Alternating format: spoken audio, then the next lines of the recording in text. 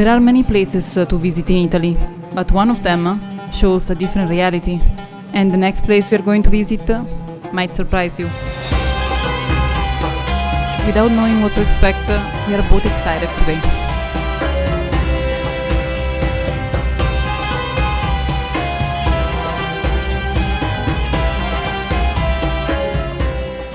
The museum is located in Torino and the official opening was in 1832. It has approximately 30,000 artifacts. So it's a map where we are. We are going inside the first place.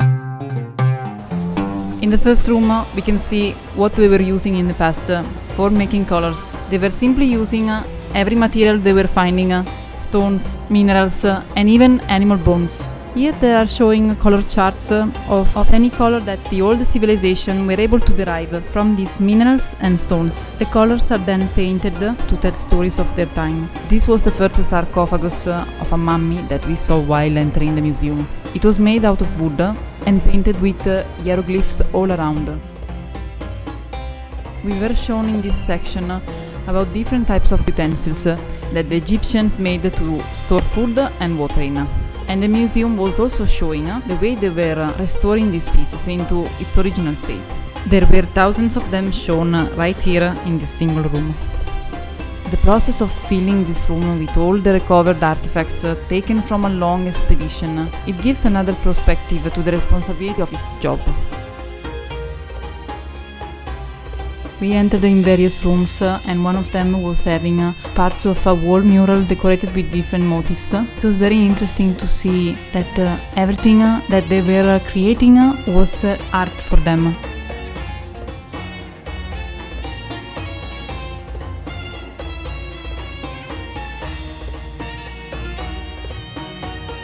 All these sites of amazing artistry was itself a sight to behold for our eyes. But what we saw next was something as if never even imagined of seeing it there.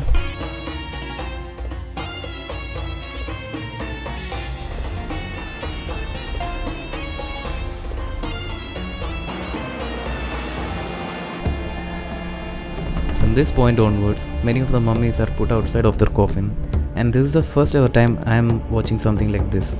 This mummy of this adult man was actually born in the 4000 and 3100 BC, which means that it has been preserved for more than 6000 years right now. It's actually unbelievable to see it in front of you. It felt like we are living in their own time. And not only they were finding mummies, they even found the clothes, the shoes, and all the accessories they were wearing in the past. The story of this mummy was quite interesting because she died from dehydration and as you can see from her hand, the skin was looking intact.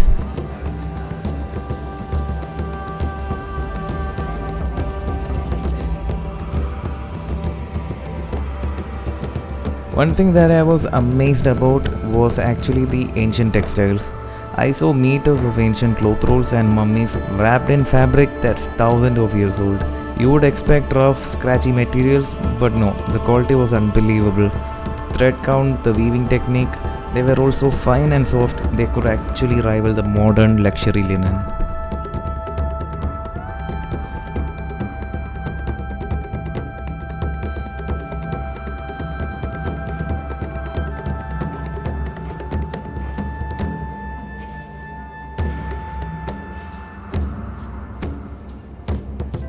While walking, we saw a lot of paintings, a lot of stories, a lot of text, and more of the objects that the ancient civilization were using. We were actually going through a road that was telling us the story of how these people lived back then.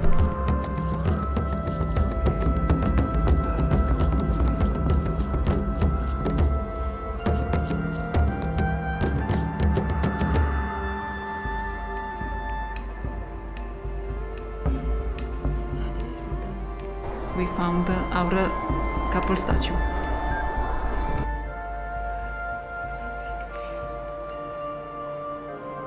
The Egyptians were extremely good at carving their works on rocks, wood, and other materials here we can see. A 5-foot statue carved with hand to even smaller pieces of accessories and jewelries.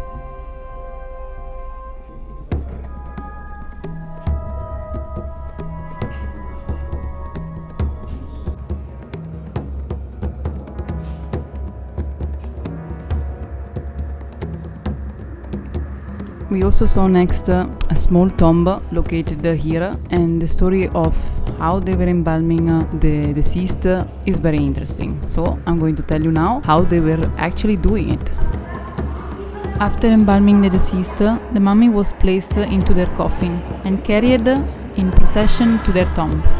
At the tomb's entrance, a ceremony called opening of the mouth was being performed by the priest, which is considered a ritual to ensure eternal life for the deceased. This ritual included the purification and offering of food and various objects, accompanied by reciting magical spells. By using a miniature carpenter's axe, the priest touched the points corresponding to the eyes, nose, lips, ears, hands, and feet, symbolically reactivating them so the deceased could eat, speak, and move around in the afterlife.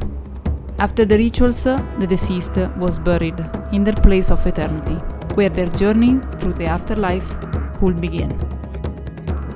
This what you see here is a bed and a pillow. It's actually a neck support that they use while they sleep. Also there were more accessories, jewelry, and even ornamental wigs, and all of these things that we are seeing here is from a royal family.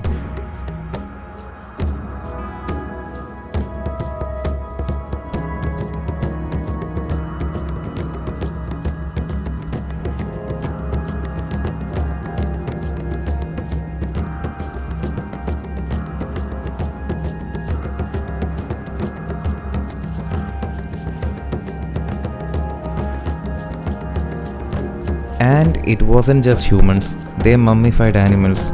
Seeing mummified cats, birds, and crocodiles, it was wild.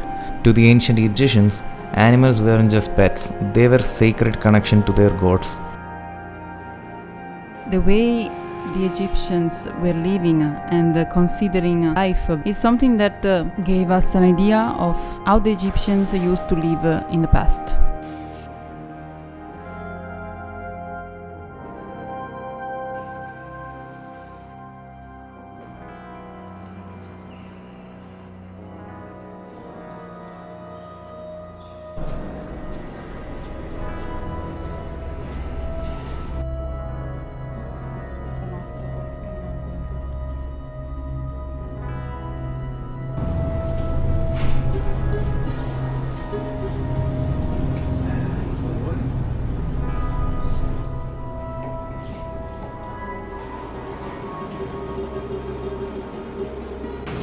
I recommend to visit this museum once in your lifetime, because not only they collected all these ancient pieces, they also are telling a story through text, through voice, and through passion and love.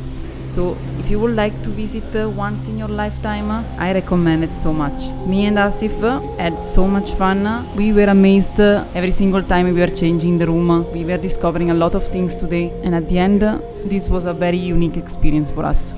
If you enjoyed this video, please subscribe and put a thumbs up, because next time we are going to be in a different location. So stay tuned. Thanks for watching. Peace out.